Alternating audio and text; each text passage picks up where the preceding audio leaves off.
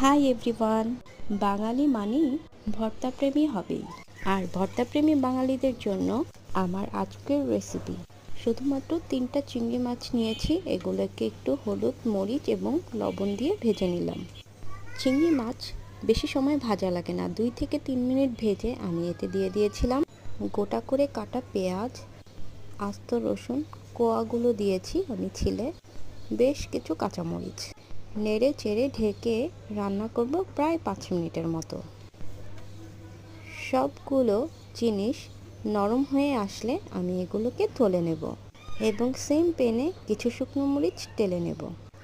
এবারে শিলে বেটে নিলেই তৈরি হয়ে গেল মজাদার স্বাদের একটি ভর্তা।